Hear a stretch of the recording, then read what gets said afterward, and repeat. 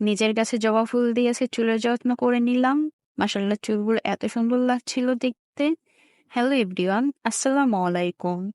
এই ছোট জবা গাছটি আমি লাগিয়েছিলাম ২ বছর আগে। মাশাআল্লাহ দেখতে, দেখতে এত বড় হয়ে গিয়েছে। আর এত ফুল ধরে প্রতিদিন, দেখলে চোখ দুটি জুড়িয়ে যায় আমার।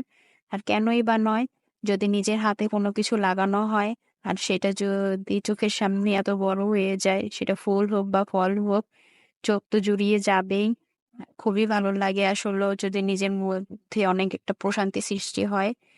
আর আজকে আমি একটা হোম রেমেডি তৈরি করব চুলের যত্নে। কারণ আমার চুলগুলো অনেক বেশি রুক্ষ হয়ে যাচ্ছিল দিনে, দিনে। অনেকদিন যত্ন নেওয়া হয় না। আর আমরা জানি চুলের যত্নে জবা কতটা উপকারী।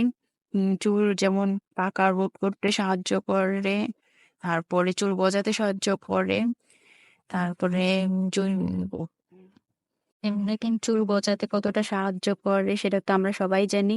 তো আমি আমার লেন্থ অনুযায়ী কয়েকটা জবা ফুল নিয়ে নিয়েছিলাম। আর কিছু পাতাও নিয়ে নিয়েছিলাম চুলের যত্নের জন্য।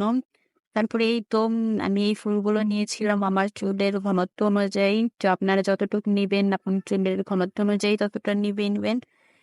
তারপরে এই তো আমি ফুলের পাপড়িগুলো এখান থেকে ছিঁড়ে নিচ্ছিলাম। শুধু পাপড়িটুকুই নিবো।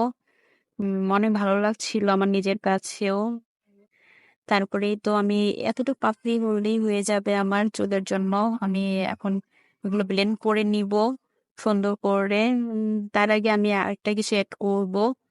আমি এখানে ২ টা পেঁয়াজ কুচি করে নিয়েছি আর অর্ধেকটা লেবু নিয়ে নিয়েছি। কারণ আমি এটার সাথে রেমেডিটা সুন্দরভাবে এড করে নিব।